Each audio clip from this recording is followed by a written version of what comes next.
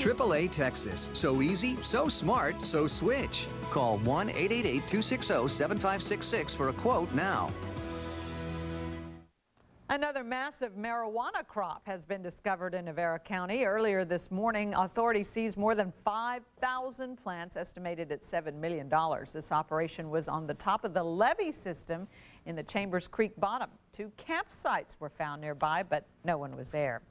Texas ranks near the bottom in federal stimulus funds received so far. According to the Dallas Morning News, the state has been approved for nearly $13 billion in grants and contracts. Adjusted for population, that equals to about $533 per person, and that puts the state in number 49. Texas lawmakers gave up $565 million in federal funds by not changing the unemployment benefits program. The driver of a Carter blood care van was cited in a crash that trapped him and 6 co-workers for a time. Their van flipped after colliding with a pickup truck in Frisco. Police now say the van driver failed to yield while trying to turn left. All 7 Carter blood care workers were transported with non-life-threatening injuries. The truck driver was not hurt. Double murder has Dallas City Hall considering a crackdown on car washes. Police say Saturday's shooting could have resulted from robbery or drugs. Mayor Pro Tem Dwayne Caraway personally checked out the car wash today, calling the unsupervised bays too attractive for criminals. He thinks an ordinance demanding more lighting, less loitering, would make car washes safer.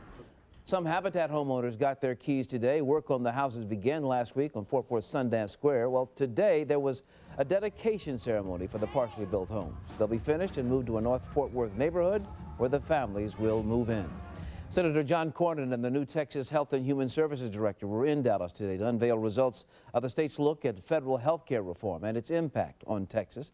The two said their biggest concern was Medicaid expansion. The current proposal would require Texas taxpayers to help foot a $20 billion increase. Also, the expansion would mean 2.5 million more Texans going on Medicaid. Well, health experts are pushing the importance of the H1N1 swine flu vaccine for some, but with only weeks literally of clinical trials, how safe is it? Medical reporter Janet St. James tonight takes a closer look at the controversy. Get a shot of protection, the swine flu shot. In 1976, swine flu was also in the headlines. Scientists feared a deadly strain was spreading from a military base. 43 million Americans took part in mass vaccinations as a precaution. Hundreds developed a paralyzing neurologic condition called Guillain-Barré. Dozens died, and the outbreak never materialized. We're doing exactly the same thing. We're rushing to market without adequate testing on the right populations, and we're putting things into that swine flu vaccine that's harmful. Some people will be harmed in exactly the same way they were harmed in '76. Pharmacist Bob Bishop is among the critics of the new H1N1 vaccine. Dallas County Health Authority Dr. John Carlo is one of the supporters. This is a much different environment from 1976. Dr. Carlo says vaccine manufacturing has become safer in the past 30 years, and the swine flu version will be made the same way as the seasonal one, which has been given to hundreds of millions of people globally.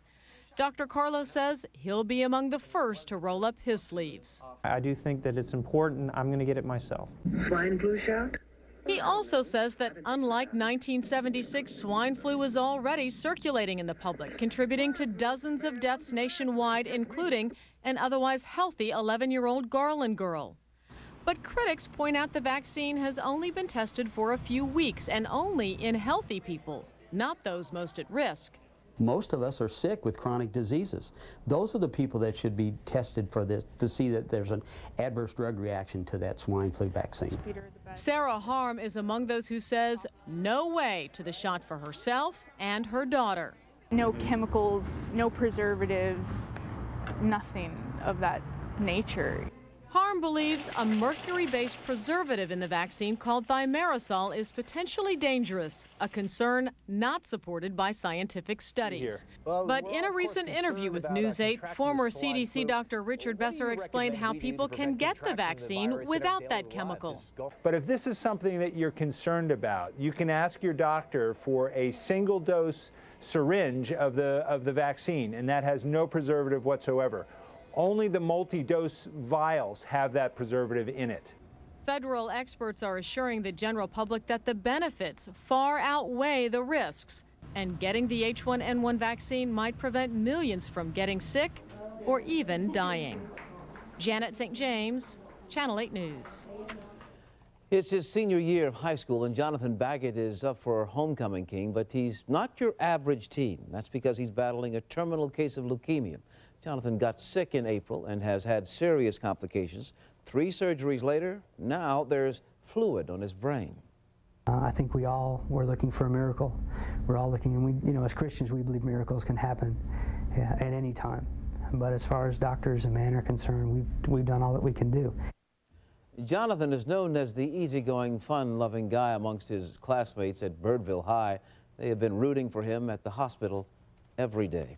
And of course, we're rooting for him as well. You bet we are. Here at Channel 8. Best wishes to Jonathan and his family. We go on throughout the week. Weather getting just a little bit better, a little more to people's liking. It's very pleasant autumn weather here in North Texas. Things may get a little crazy within the next couple of days, but if you planned on going to the State Fair tomorrow, you planned it right. Take a look at the forecast that we do have for you.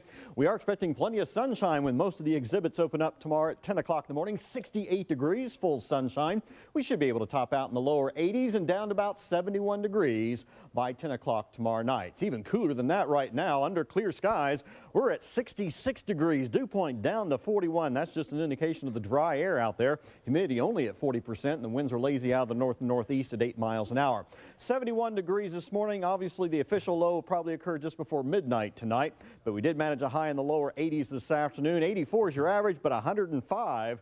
That is your record high set back in 1953. Check out the low temperatures tonight. Just about everybody in the 50s, maybe some upper 40s up there to the west of Wichita Falls. And then for tomorrow, upper 70s and lower 80s, a very light southeasterly wind.